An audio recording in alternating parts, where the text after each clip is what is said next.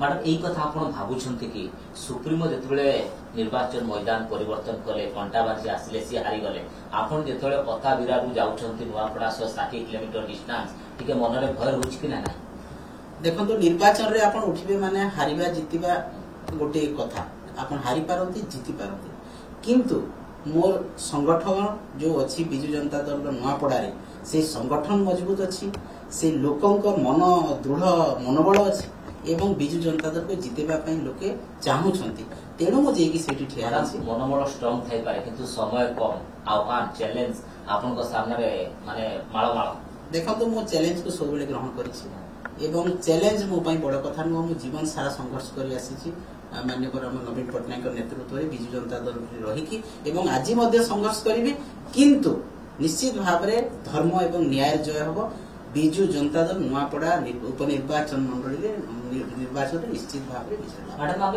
Interesting जिनस देखिलु आपण प्रार्थी जाइथिले खोजिबा पाए सुप्रीमो पटेले जे आपण जांतु स्नेहांगिन छुरिया देखंतु किए सेठी नुआपड़ार उचित प्रार्थी हबो खोजो खोजो आपण किंतु प्रार्थी हे गले किंतु नवीन पट्टनायक कौन आप सब कहते ओल्लैबे मैदान को हाँ निश्चित भाव में आमर सभापति दल पूर्वतन मुख्यमंत्री मैदान को जीवे लोक सहित देखा कर लोक चाहूँगी जे नवीन पट्टनायक आसतु आम सहित देखा हूँ आम आम नुआपड़ा पाइछु तेणु जीवे निश्चित भाव।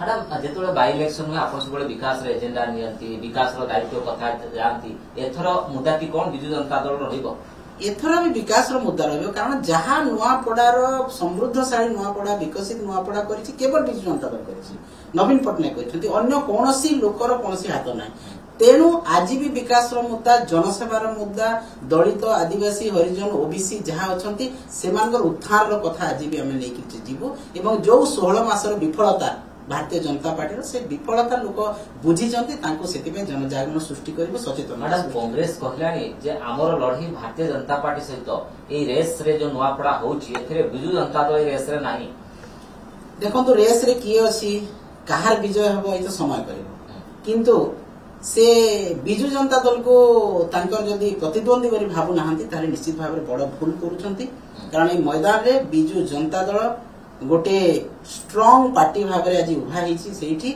एवं लड़ई हम निश्चित भाव में बिजु जनता दल भारतीय जनता पार्टी कल्याण ह्यूज मार्जिन 50,000 40,000 एभली आंकड़ा कहूँ भारतीय जनता पार्टी देखो कहबारे किसी नहीं समस्ते आम भी कहबे सी भी कहबे आ भी कहबे किंतु लोक साधारण लोक देखुछंती लोकंकर आशीर्वाद कहा ऊपर अछि लोक को सरकार केते प्रतिश्रुति देथिला पालन करिछि नवीन पट्टनायक लोकंक पई कोन करिछंती नुआपड़ावासी पई लोके देखिछंती जानुछंती तेणु लोकंकु आमे बोका कहबा ठीक हेबो नै। ओके स्नेहाली माडिया मैडम कोन अंक कसुछंती नुआपड़ा पई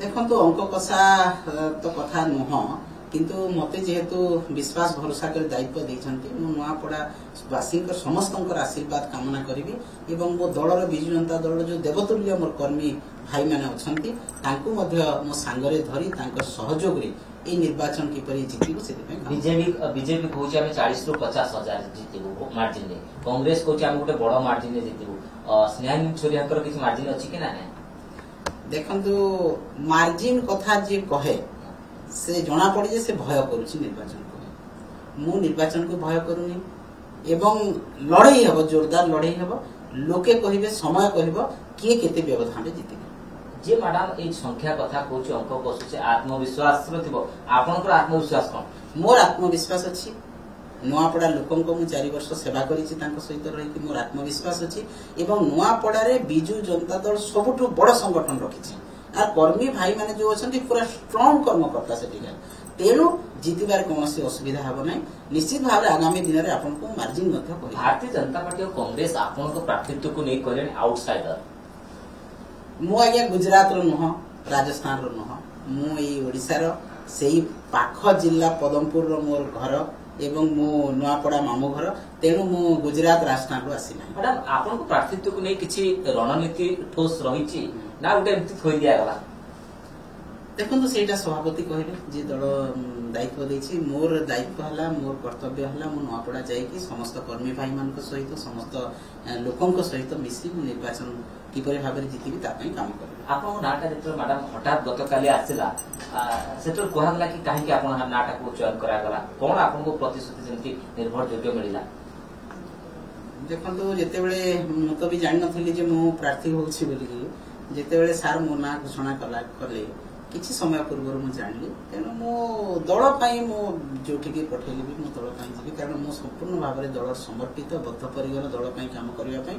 ଏବଂ ମୁଁ ଯାହା ଚ୍ୟାଲେଞ୍ଜ ଆସିବି ବିଜୁ ଜନତା ଦଳ ନିଶ୍ଚିତ ଭାବରେ ଦଳ ମତେ ଯାହା ଯୋଉଠି ଯାହା କରିବ ମୁଁ ଆଜି ମଧ୍ୟ ପ୍ରସ୍ତୁତ। ଏବଂ ମୁଁ ଯୋଉଠିକି ଯାଉଛି ସେଇଟା ହଉଛି ମୋର ପରିବାର, ସେଇ ପରିବାର ପାଇଁ ମୁଁ ଯାହା ଚାହିଁବି।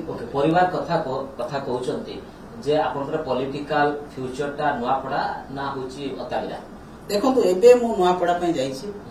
ମୋ ଘର ତ ନିହାତି ଭାବରେ ଅତାବିରା ନିର୍ବାଚନ ମଣ୍ଡଳୀରେ ମୋର ଘର ଅଛି, କିନ୍ତୁ ମତେ ପରିବାରର ଦାୟିତ୍ୱ ଦିଆଯାଇଛି ନୂଆପଡା ପରିବାର। ମୁଁ ଯୋଉ ସମୟରୁ ନବୀନ ପଟ୍ଟନାୟକ ମହୋଦୟ ଘୋଷଣା କଲେ ମୁଁ ନୂଆପଡା ନିର୍ବାଚନରେ ପ୍ରାର୍ଥୀ ହେବି, ସେଇ ସମୟରୁ ମୋର ପରିବାର ନୂଆପଡାବାସୀ, ତାଙ୍କର ସେବା, ଅଞ୍ଚଳର ଉନ୍ନତି, ଅଞ୍ଚଳର ବିକାଶ ନିଶ୍ଚିତ ଭାବରେ ମୋର ପ୍ରାଥମିକତା ରହିବ। ଆପଣଙ୍କୁ ଅତାବିରା ନିର୍ବାଚନ ମଣ୍ଡଳୀ ଯେ ସେଲ୍ଫିସ୍ କହିବେନି ତ, ଯେ ସ୍ନେହାଙ୍ଗିନୀ ମ୍ୟାଡାମ ସେଠି ପଳେଇଗଲେ ପୁଣି ଏଠିକି ପଳେଇ ଆସିଲେ? ମୁଁ ଅବହେଳା କରେନି ଆଜ୍ଞା। ମୁଁ ଦିନରେ ମୁଁ 24 ଘଣ୍ଟା କାମ କରିବା ଲୋକ। ମୁଁ ଯୋଉଠି ଥିଲେ ବି ଯିଏ ଯାହାକୁ ମୁଁ ପ୍ରତିଶ୍ରୁତି ଦିଏ ମୁଁ ପହଞ୍ଚିବି, ମୁଁ ସେଇ ସମୟରେ ପହଞ୍ଚିଯାଏ। ନା ରାଜନୀତିଟା ଗୋଟେ ସୁବିଧାବାଦୀ? ମୋଟେ ନୁହଁ। ରାଜନୀତି ଯିଏ କରିଛି, ସେ ପ୍ରକୃତ ଯିଏ ରାଜନୀତି କରିଛି ସେ ଜାଣିଛି ଆଜ୍ଞା ରାଜନୀତି ବହୁତ କଷ୍ଟ। କିନ୍ତୁ ଯଦି ରାଜନୀତିର ଆକାଂକ୍ଷା ଥାଏ ମନ ଭିତରେ, ଯଦି ରାଜନୀତିକୁ ଆପଣ ଚିୟରଫୁଲ ୱେରେ ନେଉଛନ୍ତି, ତାହେଲେ ରାଜନୀତିଠୁ ଭଲ ନୀତି ନାହିଁ। ଆପଣ ଯଦି ମିଛ, ଆପଣ ଯଦି ଘୃଣାର କଥା କହିବେ, ଆପଣ ଯଦି ଲୋକଙ୍କୁ ଠକିବେ, ତା ପାଇଁ ରାଜନୀତି ନୁହେଁ। ମ୍ୟାଡାମ, ଆପଣଙ୍କର ଆକାଂକ୍ଷା ନେଇ ଆପଣ ନିର୍ବାଚନ ଲଢୁଛନ୍ତି? ନାଇଁ, ଆକାଂକ୍ଷା ଅର୍ଥ କଣ? ଲୋକଙ୍କୁ ଠକିକି ଭୋଟ ଜିତିବାର ଆକାଂକ୍ଷା। ଆମର ଆକାଂକ୍ଷା ହଉଛି ଲୋକଙ୍କର ସେବା, ଲୋକଙ୍କର ଉନ୍ନତି। ମୁଁ ସେଇଥିରେ ମୁଁ ଅଛି, একদম ସବୁଦିନ ପାଇଁ ରହିବି। ଏବଂ ଯୋଉଠିକି ମୁଁ ଯାଏ, ନୂଆପଡା କିମ୍ବା ଅତାବିରା ଯୋଉଠି ରହେ, ମୁଁ ଆଜି ତ ନୂଆପଡା ଯାଇଛି, ଅତାବିରାବାସୀଙ୍କୁ ବି ଏବଂ ନୂଆପଡାବାସୀଙ୍କୁ, ଓଡିଶାର ସମସ୍ତଙ୍କୁ ବି ମୁଁ ସେଇଭଳିଆ ସେବା ଦେବି। ମ୍ୟାଡାମ, କୁହାଯାଉଛି ନୂଆପଡା ଗୋଟେ ଟଫ୍ ଆଉ ହାଇ ପ୍ରୋଫାଇଲ ଫାଇଟ୍ ହବ। ଯୋଉମାନେ ଆଶାୟୀ ଥିଲେ, ତାରକେଶ୍ୱରୀ ସାହୁ ହୁଅନ୍ତୁ, ମନୋଜ ମିଶ୍ର ହୁଅନ୍ତୁ, ଅବନୀ ଯୋଶୀ ହୁଅନ୍ତୁ, ସେମାନଙ୍କ ସହିତ କଥା ହେଲେଣି କି ନାହିଁ? ହଁ, ସମସ୍ତଙ୍କ ସହିତ ମୁଁ କଥା ହେଇଛି ଏବଂ ସମସ୍ତଙ୍କ ରେସ୍ପନ୍ସ ବି ପଜିଟିଭ ଅଛି। ଦେଖନ୍ତୁ, କଥା ହେଲେ ତ ଆମେ ତାଙ୍କ ହୃଦୟର କଥା ଜାଣିପାରିବା ନାହିଁ, କିନ୍ତୁ ମୋର ଆଶା ବିଶ୍ୱାସ ରହିଛି ଯୋଉ କର୍ମୀ ଭାଇମାନଙ୍କୁ ନେଇ ବିଜୁ ଜନତା ଦଳ ସେଇଠି ସଂଗଠିତ ହେଇଥିଲା, ସେମାନେ ପୁଣି ଥରେ ବିଜୁ ଜନତା ଦଳକୁ ଆଶୀର୍ବାଦ କରିବେ, ନବୀନ ପଟ୍ଟନାୟକଙ୍କ ନିର୍ଦ୍ଦେଶକୁ ମାନିବେ ଏବଂ ଦଳକୁ ସଂଗଠିତ କରି ଜିତେଇବା ପାଇଁ ସାହାଯ୍ୟ କରିବେ। ଓକେ, ଆପଣ କେବେ ନାମାଙ୍କନ କରୁଛନ୍ତି ଆଉ ବିଜେଡି ସୁପ୍ରିମୋ ମଇଦାନକୁ ଓହ୍ଲେଇବେ ନା ନାହିଁ? ଦଳର ସଭାପତିଙ୍କ ନିର୍ଦ୍ଦେଶରେ ଆମେ ଯୋଉ ତାରିଖ ଘୋଷଣା କରିବେ, ଆମେ ସେଇ ତାରିଖରେ ନାମାଙ୍କନ ପତ୍ର ଦାଖଲ କରିବୁ ଏବଂ ସଭାପତି ମଧ୍ୟ ଯାଇକି ଆମର ପ୍ରିୟ ନିଶ୍ଚିତ ଭାବରେ ସେ ଯିବେ। କାରଣ ଲୋକ ଅପେକ୍ଷା କରିଛନ୍ତି, ନୂଆପଡାବାସୀ ଅପେକ୍ଷା କରିଛନ୍ତି ନବୀନ ପଟ୍ଟନାୟକ। ନବୀନ ପଟ୍ଟନାୟକ ଆସନ୍ତୁ ଏବଂ ଆମ ସହିତ ଟିକେ ଝଲକ ଦେଖାନ୍ତୁ। ଆମେ ନିଶ୍ଚିତ ଭାବରେ ବିଜୁ ଜନତା ଦଳରେ ଅଛୁ ଏବଂ ଜିତେଇବୁ।